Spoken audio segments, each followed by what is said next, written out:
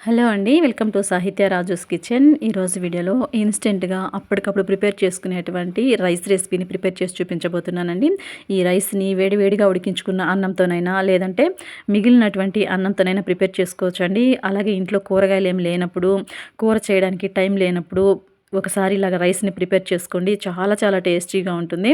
మరి ఈ విధంగా ఇన్‌స్టెంట్‌గా టేస్టీ అయినటువంటి రైస్‌ని ఏ విధంగా ప్రిపేర్ చేసుకోవాలో విధానాన్ని ప్రాసెస్‌లోనికి వెళ్లి చూసేద్దాం రండి. ఇన్‌స్టెంట్ రైస్‌ని ప్రిపేర్ చేసుకోవడం కోసం నేను ఇక్కడ ఒక గ్లాసు బియ్యాన్ని ముందుగానే ఇలా పొడి పొడిగా ఉడికించుకొని ప్లేట్‌లోనికి ఇలాగ చల్లారబెట్టుకుంటున్నానండి. ఇప్పుడు గ్యాస్ ఆన్ చేసి స్టవ్ పై ఇలా ప్యాన్ పెట్టుకోండి. అందులోనికి ఒక టేబుల్ స్పూన్ వరకు ఆయిల్‌ని వేసుకొని ఆయిల్ బాగా కాగనివ్వండి. ఇలా ఆయిల్ కాగిన తర్వాత ఇప్పుడు ఇందులోనికి ఒక టేబుల్ స్పూన్ వరకు వేరుశెనగ గుండ్లని వేసుకోండి. ఇలా వేరుశెనగ గుండ్లని వేసుకున్న తర్వాత లో ఫ్లేమ్ మీద వీటిని ఒక నిమిషం పాటు ఇలా దోరగా వేయించుకోండి. వేరుశెనగ గుండ్లు ఇలా దోరగా వేయించుకున్న తర్వాత ఇప్పుడు ఇందులోనికి ఒక్కొక్క పావు స్పూన్ చొప్పున తాలింపు గింజల్ని వేసుకోండి. ఇలా తాలింపు గింజలను కూడా వేసుకొని ఇవి కూడా దూరగా వేయించుకున్న తర్వాత ఇప్పుడు ఇందులోనికి 2 ఎండుమిరపకాయలను వేసుకోండి. అలాగే 2 పచ్చిమిర్చిని కూడా ఇలా చీల్చి వేసుకోండి. అలాగే 2 రెమ్మల కరివేపాకుని కూడా వేసుకొని వీటిని కూడా దూరగా వేయించుకున్న తర్వాత ఇప్పుడు ఇందులోనికి ఒక మీడియం సైజు ఉల్లిపాయను తీసుకొని సన్నటి పొడవాటి ముక్కలుగా కట్ చేసి వేసుకొని వేపుకోండి.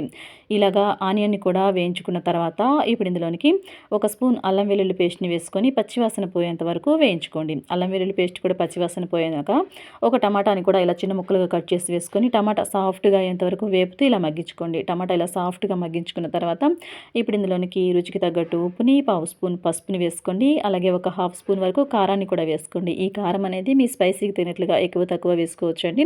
అలాగే ఒక హాఫ్ స్పూన్ వరకు ధనియాల పొడిని వేసుకోండి. అలాగే ఒక హాఫ్ స్పూన్ వరకు గరం మసాలాని కూడా వేసుకొని వీటన్నిటిని కూడా మాడిపోకుండా లో ఫ్లేమ్ మీద ఇలా కలుపుతూ వేయించుకున్న తర్వాత ఇప్పుడు ఈ తాలింపులోనికి మనం ముందుగా ఉడికించి చల్లారబెట్టుకున్నటువంటి పొడి అన్నాన్ని వేసుకొని తాలింపులో కలిసే విధంగా బాగా ఇలాగా కలుపుతూ మిక్స్ చేసుకోండి. ఇలాగ తాలింపులో అన్నమంతా కలిసే విధంగా మిక్స్ చేసుకున్న తర్వాత ఇప్పుడు ఇందులోనికి చివరిగా సన్నగా కట్ చేసినటువంటి కొత్తిమీర ఆకుల్ని అలాగే ఒక హాఫ్ నిమ్మ చెక్కని ఇలా జ్యూస్ పిండుకొని వేడివేడిగా సర్వ్ చేసుకున్నారంటే మనకి టేస్టీగా నోటికి రుచిగా ఇన్‌స్టెంట్ రైస్ రెడీ.